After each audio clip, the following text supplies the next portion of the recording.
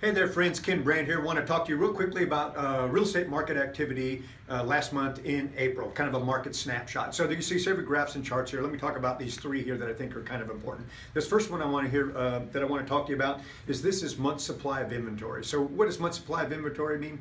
Real estate economists tell us that if there's a 6-month supply of inventory, then the market is balanced between buyers and sellers, right? Less inventory would be a seller's market. And sellers are in charge, more inventory, buyers are in charge. So what we've done is in the Woodlands, we've taken all of, we've broken down the price ranges by 100,000, and this represents month supply of inventory. Over here we have how many listings by price range are active in the marketplace, and then how many sales there were last month in March. So this kind of gives you an idea of what's going on. What we know for sure is this, is that under 500,000, it is a seller's market. Not a gigantic, huge, burning seller's market, but it's still a seller's market.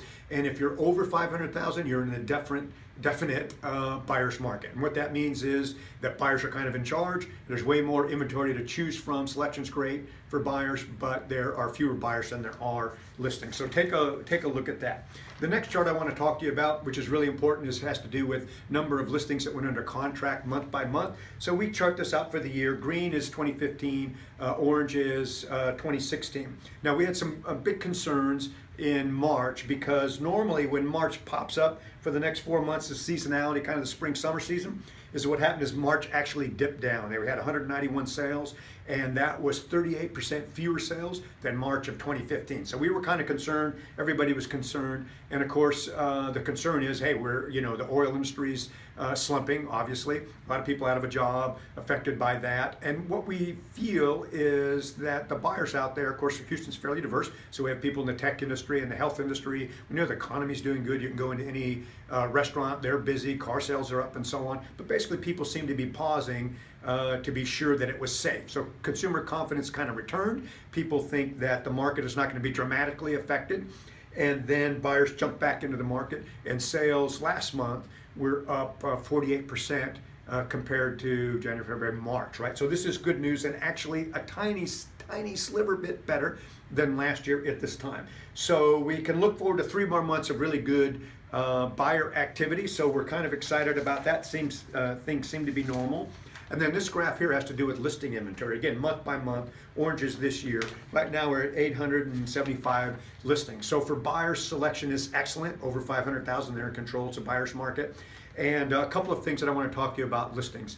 One is that the unsold inventory, unsold houses on the market, on average have been on the market for 86 days, but last month what sold and closed sold in 52 days. So it's real important that you price your property competitively to get it sold in a timely fashion, particularly if you want to take advantage of the next 90 days, which is when there'll be most buyers in the marketplace. Also keep in mind, this is in the report here, that things that sold last month on average sold for 94% less than the original list price, right? So keep that in mind. So if you're a seller, you want to price it very competitively. You want to make sure that your interior, exterior merchandising is excellent, right? So you're going to declutter, you're going to stage things so they look great, you're going to spruce things up, you're going to take care of your landscaping, make sure it looks good. Buyers are very emotional. There's a lot to choose from. Also, if you're a resale seller, you're competing against new home builders, right? And you know what a model home looks like. So be sure to do that.